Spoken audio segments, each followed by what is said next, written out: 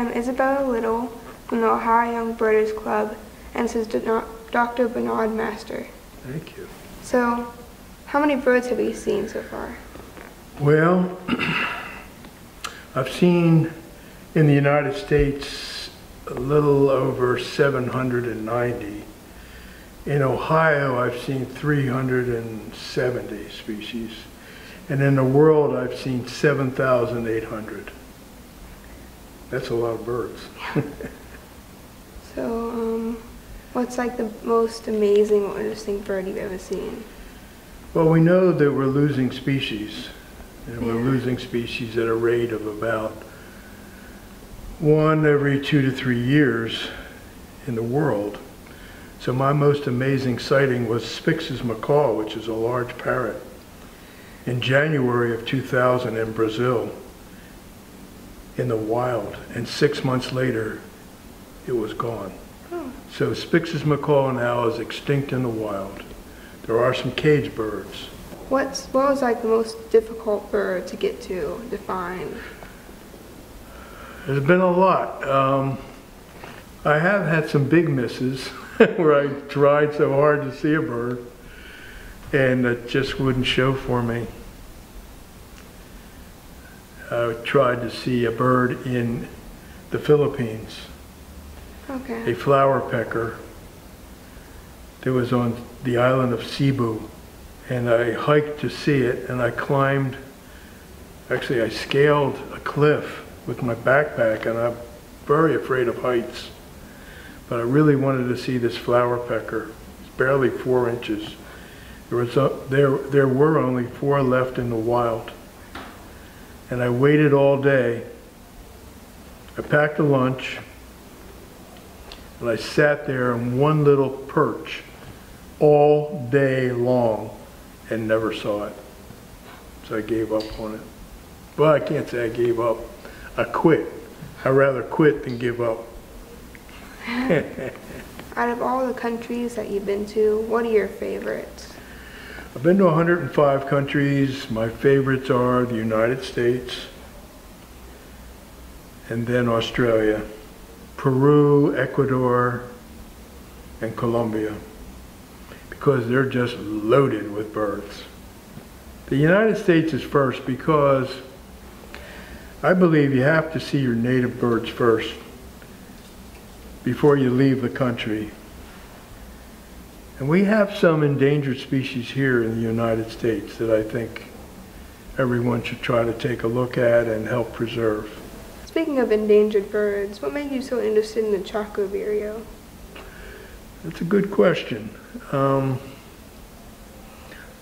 didn't know that bird existed until 1995. It was discovered in Colombia in 1991 by Paul Salomon, an ornithologist living in Colombia. But the specimen he had was eaten by ants.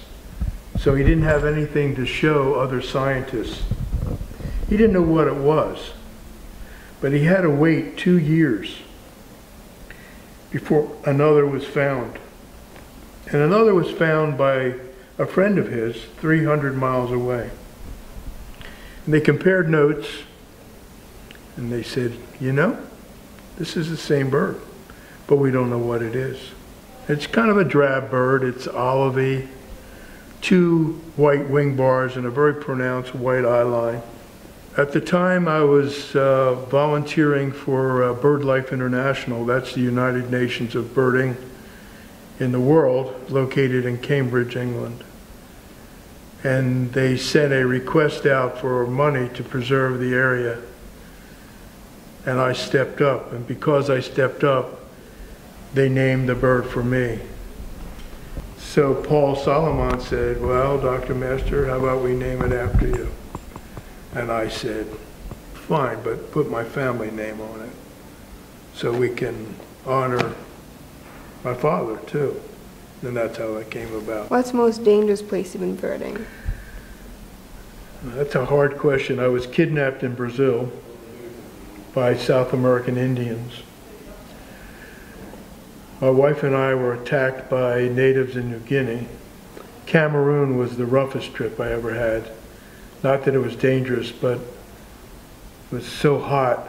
It was a very, very difficult trip. I went too long to see the rock bell. I was there 5 weeks, and it was much too long a trip. And I suffered a heat stroke there. And I also developed a parasite that I didn't know about. I carried it around for 3 years. So when you bird outside the United States, you subject yourself to a lot of potential problems. We're lucky to live in this country. It's the freest country in the world. Got some of the greatest birds and natural life in the world.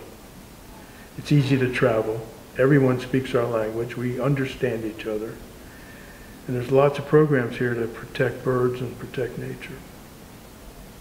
Do you have any suggestions for future birders or birders in general? I do.